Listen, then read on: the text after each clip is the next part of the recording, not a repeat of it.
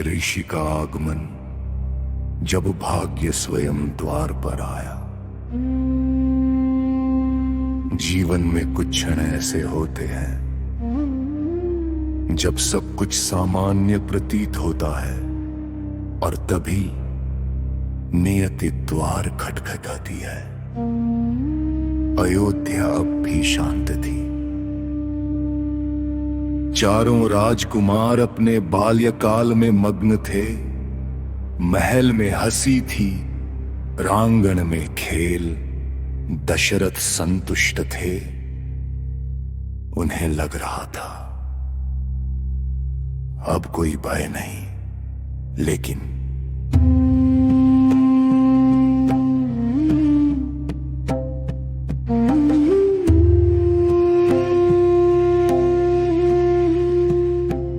कभी कभी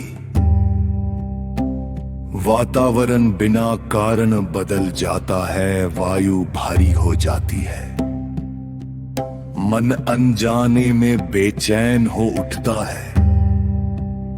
और उसी दिन अयोध्या में कुछ ऐसा ही हुआ। राज दरबार के द्वार खुले और भीतर प्रवेश हुआ। विश्वामित्र का उनकी उपस्थिति साधारण नहीं थी। वह केवल एक ऋषि नहीं थे, वह तप का रूप थे, संकल्प का स्वरूप थे। उनकी आंखों में एक ऐसी गहराई थी जो समय को भी देख चुकी थी। जैसे ही वह भीतर आए, पूरा दरबार शांत हो गया। कोई शब्द नहीं, कोई हलचल नहीं, केवल उनकी उपस्थिति ही पर्याप्त थे। दशरथ तुरंत उठे।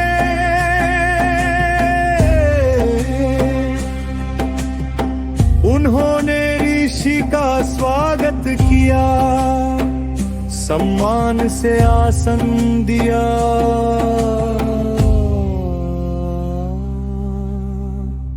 लेकिन उनके भीतर एक हल्की सी चिंता जाग उठी। कभी कभी मन बिना कारण भी समझ जाता है कुछ बदलने वाला है। दशरथ ने वही अनुभव किया। ऋषि विश्वामित्र ने कहा, राजन, मैं एक यज्ञ कर रहा हूं, लेकिन राक्षस उसे नष्ट कर देते हैं। उन्होंने आगे कहा, मुझे आपकी सहायता चाहिए।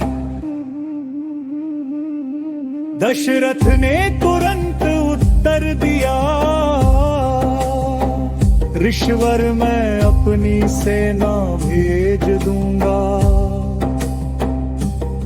मैं स्वयं भी आ सकता हूं। लेकिन विश्वामित्र ने सिर हिला और कहा, मुझे आपकी सेना नहीं चाहिए, मुझे चाहिए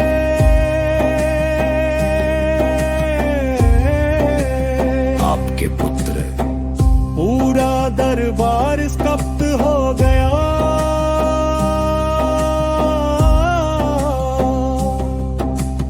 दशरथ के हृदय की धड़कन रुक सी गई। उन्होंने सोचा,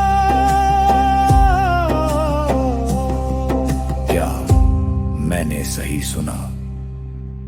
और उसी क्षण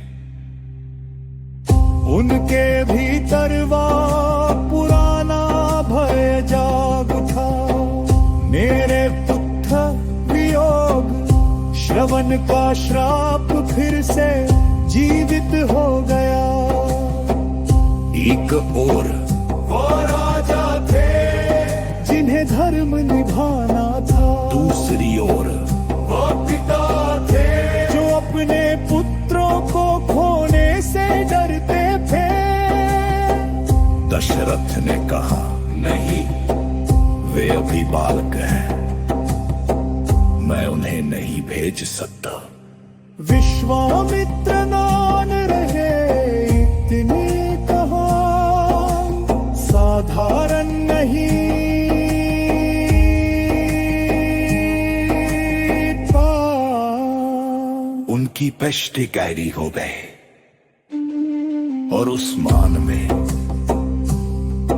एक बननी चिति भी कभी राजगुरु वशिष्ठ आगे आए। उन्होंने शांत स्वर में कहा, राजन, यह केवल विवेकन नहीं है, यह समय का होरी है। वशिष्ठ ने आगे कहा, आपके पुत्र साधारण नहीं है, उनकी रक्षा स्वयं भालू करेगा। दशरथ मामन हो गए,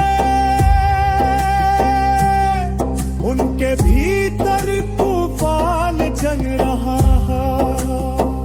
क्या मैं अपने पुत्रों को भेज दूं? क्या मैं मेरे गुरु को पाऊं? तगी रहोगे बजे उन्होंने से नहीं तवा। दशरथ ने पिता की ओर देखा, शांत सिकिन जैसे उन्हें सब स्वीकार हो।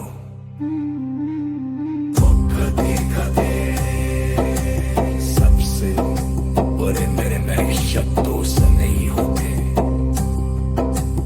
मौन ही पर्याप्त होता है। दशरथ ने